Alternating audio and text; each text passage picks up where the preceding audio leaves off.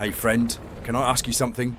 When you're in the middle of a strong emotion and it's really hitting you hard, does it feel like that's who you are?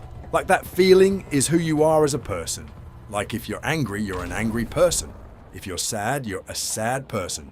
If you're empty, you're just empty. No more depth than that. I've felt that way so many times over the years, thinking that I was something other than me. And today I want to share something that changed how I see myself during those intense moments. You are not your emotions. Let me explain what this looked like for me. There were years where I would feel some intense emotion, anger, sadness, fear, emptiness. And I really believed that's who I was as a person. Like the emotion was my entire identity. And here's the crazy part. The emotion would pass. A few hours later, or the next day, I'd feel completely different. Happy, calm, even hopeful sometimes.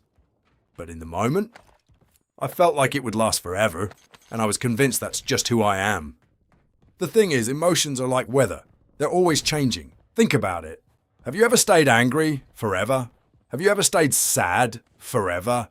Have you ever felt empty and just never felt anything again? No. Because emotions aren't permanent. They're temporary situations moving through you. But at the time, it feels like it'll last forever. That's the trap.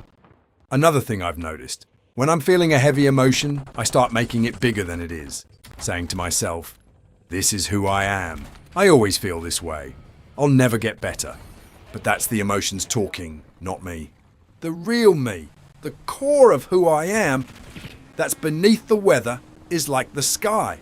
The emotion is just the clouds passing through. So, how do you start to separate yourself from your emotions? First, you have to recognize that emotions are temporary. They come and go. They are not your identity. Second, try naming the emotion. Instead of saying, I am angry, say, I am experiencing anger. There's a powerful difference between saying I am versus saying I'm experiencing. Third, remember that the intensity will pass. It always does. What feels overwhelming right now will get easier with time. Not because you're suppressing it, but because you're overcoming it. Remember what I said in my previous video. When I'm in a really intense emotion, I ask myself, will this matter in a week? Usually the answer is no. And that gives me a little distance, a little perspective. Another good example is watching waves from the shore. The wave comes in, big and powerful, but it always falls and retracts back into the ocean or lake. And another one comes, and then another. But you're the shore. You're still there. The waves are just passing through. Here's how you can actually use this in your daily life. First, when you feel a strong emotion coming on, don't deny it. Just notice it. Say to yourself, I'm feeling the emotion right now. Notice it like you'd notice a cloud passing overhead. Second, remind yourself that this is temporary. You're not always going to feel the same. This moment is not permanent. Third, don't make it bigger than it has to be. Don't tell yourself stories like, I always feel this way, or this is who I am. Those are a trap. That's the lies the emotion tells you. Fourth, wait it out. The intensity will pass. It always does. You don't have to do anything super dramatic. And fifth, check in with yourself later. After the emotion passes, ask yourself, am I still feeling that? Was it as big of a deal as it felt? Usually the answer is no. And that's the lesson. I'm not going to lie to you. Some days this is really hard. Some emotions feel so big and real that it's hard to remember they're just passing through. But more often than not, this perspective helps. Knowing that you are not your emotions, that you're the sky they're passing through, will give you space, give you room to breathe. And the truth is, if you can feel things intensely, that also means you can feel things deeply.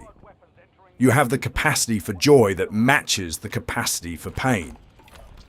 That's not a weakness. That's a gift. So the next time you're in the middle of a strong emotion, remember, you are not your emotions. You are just experiencing them, and they will pass. You've got this, friend. One more thing I like to do so I can see my progression and see if things are working or not is to track my progress. I created a monthly tracking tool that's 31 days long, so it will cover any month of the year, as well as a workflow to see if I was overreacting in certain situations. They aren't perfect, but they worked for me. So if you have any feedback, let me know in the comments. It took me a long time to figure this stuff out, so I thought I would share and hopefully you can find some relief quicker than I did. Links for the tracking tool and the workflow are in the description if you want them. Like and subscribe if you would like to know when I post new videos. I'm going to try to do at least 2 per week, talking about what I've learned over the years. Hope it helps. Have a good day, y'all.